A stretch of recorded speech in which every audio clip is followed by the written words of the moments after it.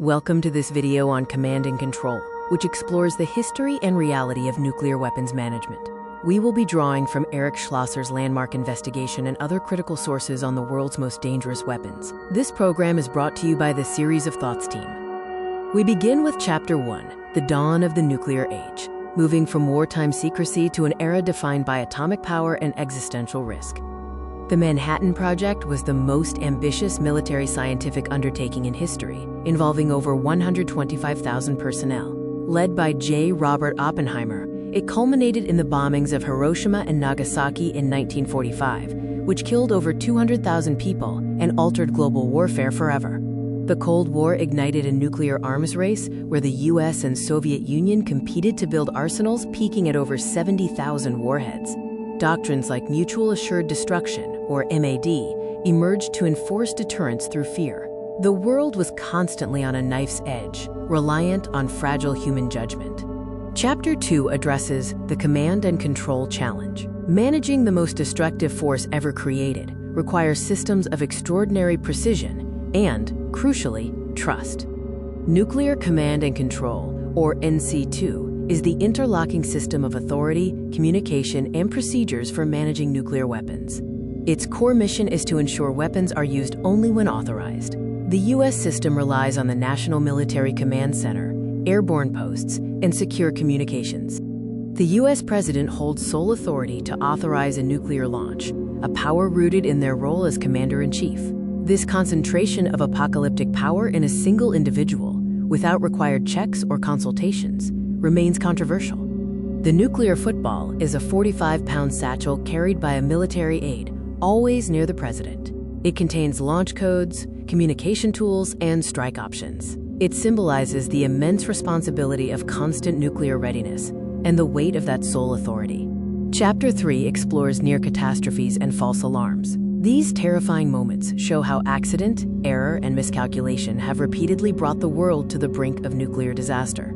In 1980, a dropped socket wrench caused the Damascus Titan missile explosion. The blast ejected a 9-megaton warhead, hundreds of feet from the silo. While the warhead miraculously did not detonate, the incident killed one airman and exposed serious vulnerabilities in America's aging nuclear infrastructure.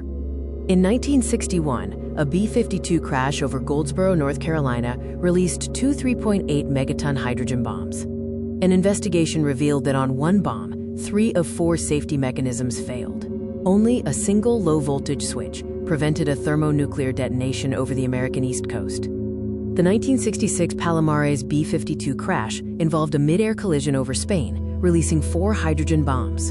Conventional explosives on 2 bombs scattered plutonium, leading to contamination and a massive Navy search for the 4th bomb, sparking an international crisis.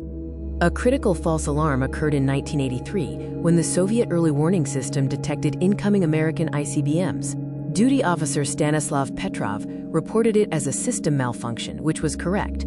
It was a software error. His judgment averted a potential full-scale nuclear war, demonstrating how one person's instinct can determine the fate of civilization. Chapter 4 focuses on the human factor in nuclear command. Behind every system and protocol stands a human being, flawed and subject to pressure. U.S. presidents have constantly grappled with their sole authority. JFK resisted military pressure during the Cuban Missile Crisis. Nixon embraced the unpredictable madman strategy. Eisenhower, though horrified by total war, presided over massive arsenal expansion. Nixon's madman theory was a deliberate posturing to convince adversaries he might launch nuclear weapons, involving provocative flights of armed B-52 bombers toward Soviet airspace. This strategy failed to intimidate and significantly increased the risk of accidental detonation. The topic of presidential mental fitness is critical. Authentication codes have been lost by President Clinton and accidentally sent to the dry cleaners by Jimmy Carter. Health concerns like Reagan's advancing Alzheimer's also raise serious questions about cognitive fitness during nuclear decision-making. Chapter 5 details the evolution of U.S. nuclear command systems, charting the infrastructure of deterrence from Cold War bunkers to 21st century networks. The National Military Command Center, or NMCC, inside the Pentagon, is the central nervous system of nuclear command. It operates 24/7, coordinating communications and monitoring threats, capable of relaying presidential launch orders to strategic forces within minutes. Airborne command posts like the former Looking Glass and the current National Airborne Operations Center ensure command continuity even if ground centers are destroyed. This ensures unbroken command authority during a nuclear exchange. Modernization efforts include the ground-based strategic deterrent, now LGM-35A Sentinel, which replaces the aging Minuteman III ICBMs. This new system is designed for enhanced reliability and improved cybersecurity, costing over $100 billion as a cornerstone of the U.S. nuclear triad modernization. Chapter 6 delves into the legal and ethical debate. Who should hold the power to end the world, and under what constraints? Sole authority is under scrutiny, with polls showing most Americans are uncomfortable with one person holding unchecked nuclear launch power. Experts have proposed reforms, such as requiring concurrence from senior officials, but none have been enacted. Nuclear use conflicts with the laws of armed conflict, specifically regarding necessity, proportionality, and distinction. The massive civilian harm makes proportionality nearly impossible to meet. Military legal advisors cannot veto a presidential order, creating a profound tension. The risk of accidental or unauthorized launch is ever present. The nuclear command system is a complex web, vulnerable to human and technological failure. Experts continuously call for improved safeguards and greater transparency to reduce these existential risks. Chapter 7 provides insights from Eric Schlosser's Command and Control, an investigative masterpiece that exposed the terrifying truth behind America's nuclear safety record. Schlosser's book, published in 2013, combines a history of U.S. nuclear accidents with the gripping account of the 1980 Damascus missile explosion. Through meticulous research, he dismantled the illusion of safety, revealing close calls and systemic negligence. Key revelations include documentation of thousands of accidents, inadequate protocols where safety mechanisms were often ignored, and the persistent, civilization-ending existential risk posed by human error and mechanical failure. During the Vietnam era, leaders held differing views on nuclear posture. Robert McNamara advocated for flexible response, while General Curtis LeMay championed nuclear air power and brinkmanship. Nixon's madman theory further added profound risk to the strategy. The PBS American Experience documentary adaptation of Command and Control brought Schlosser's investigation to a wide audience. The film, using archival footage and interviews, amplified public awareness of nuclear risks and contributed to renewed policy discussions.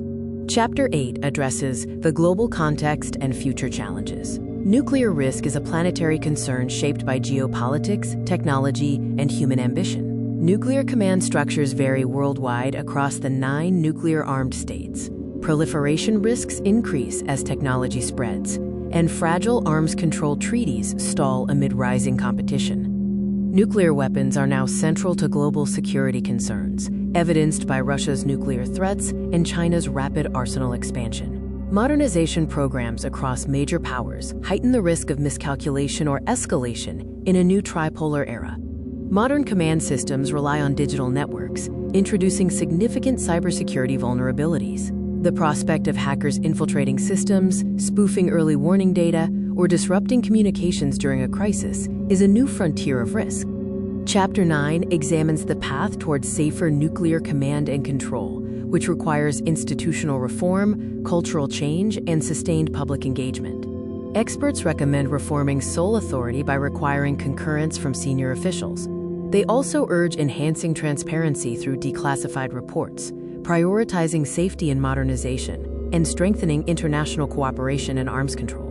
Leadership and culture are vital. This includes rigorous training that emphasizes restraint, encouraging dissent by valuing concern raising, and fighting complacency against the normalization of decades without nuclear use. Public awareness and advocacy are also crucial. Informed citizens can engage democratically with policy, support arms control initiatives, and promote open dialogue about command reforms and the moral weight of nuclear arsenals.